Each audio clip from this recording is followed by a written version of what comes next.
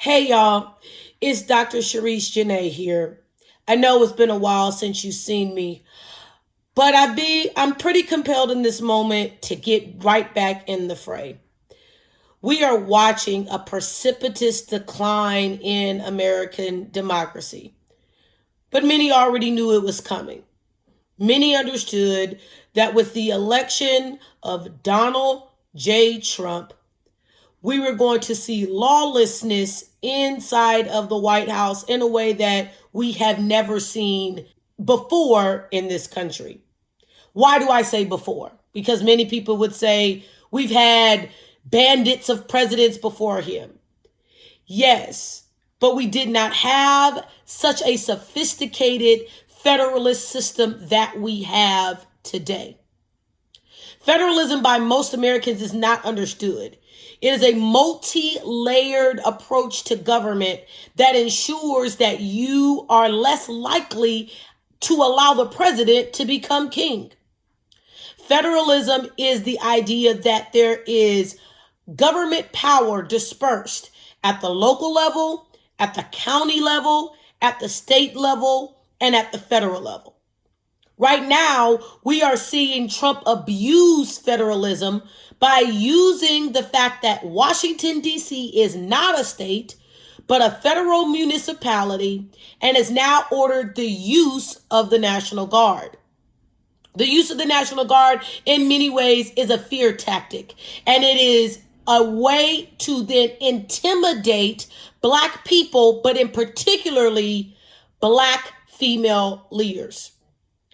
We know that we've seen an all-out assault on Black women since Donald Trump has taken office.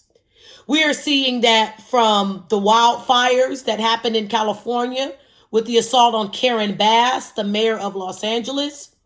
We have seen that the assault on Black women when it comes to his disdain and his dislike for Jasmine Crockett, calling her a woman with a low IQ.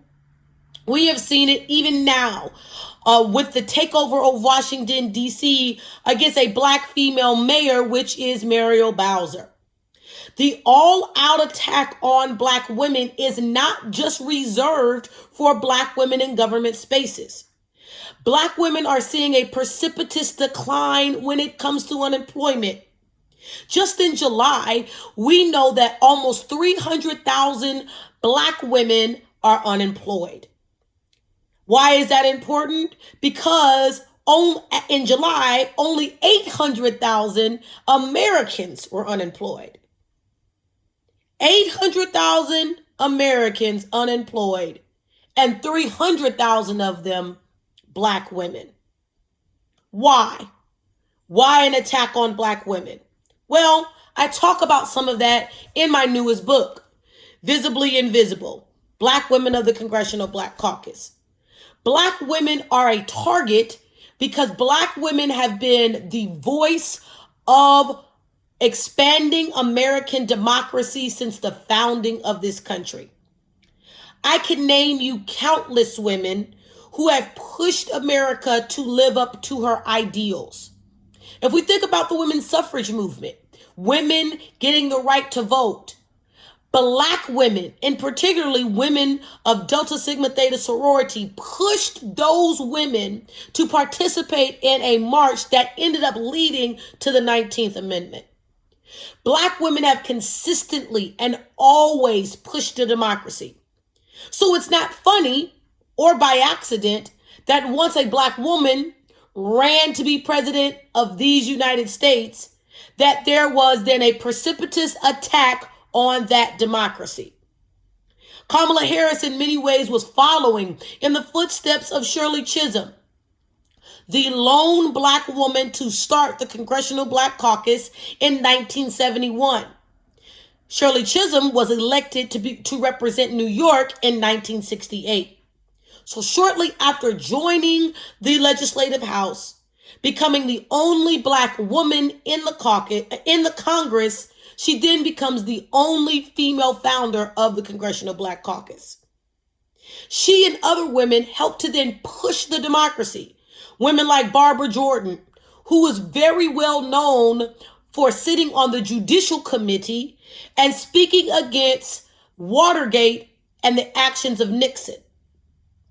Or Curtis Collins, who ended up serving in the United States House for 3 consecutive legislative sessions on her own. Black women have consistently and always pushed this American democracy. They have forced her to deal with the inequities that she portrays. In the book, I talk about this through the lens of Black women's radical imagination. Radical, why? Because we know that this country was built in the image and likeness of white male landowners that wanted to be able to dictate what freedom looked like for men of their class. They purposefully left out women, Native Americans, and made blacks property. Black women sit at an intersection where they are grappling with race and gender consistently here in this country. That wrestle and that grapple has been at the cornerstone of Black women's lives. So how does that then tie to unemployment? And how does that then tie to the erosion of democracy?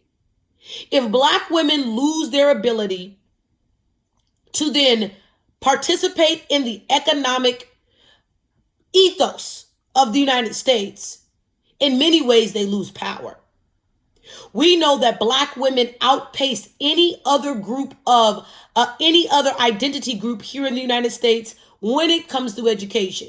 Black women are the most educated group inside the United States. So it would reason that there would be no reason that they would be losing their jobs at such a precipitous clip. But it does if you understand how Black women's economic power then leads in many ways to democratic power that then changes the American landscape. Black women often are the breadwinners in their homes. When Black men are unable to work or their work is invariable, Black women are inside of labor fields that are necessitous to the United States American economy. We are often the care workers that take care of people's families. And that dates all the way back to slavery when Black women were wet nurses for white women's children. Black women take on labor jobs that others will not, care jobs such as taking care of the elderly. Black women take on jobs inside of our everyday grocery stores, places and shops that are needed to then continuously turning the American engine. These are the areas that allow for some economic stability because the United States is an economy that is consumer-based. 60% of the United States economy is consumer-based, meaning it's not based upon what we import and export. It is based upon what we consume. And that ability to consume is generated by Black women's ability to be able to work to push that consumption. So going after Black jobs and Black jobs and in particularly Black women's jobs is a direct hit to not only the Black family, but the erosion of American democracy.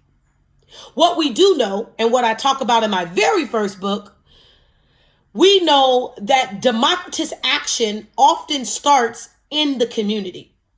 Black women are often known and are very visible in their communities for pushing initiatives that allow for broader equity and are advocates for equality. There's a difference between equity and equality. Many are confused now that we're seeing rollbacks of DEI and less concerns with the two. But equality is the act of making everything equal. And Black women know that here in the United States, things have never been equal. So what do they push for and advocate for? They push and advocate for equity. How can we take our current situation and make it more equitable and have more even outcomes?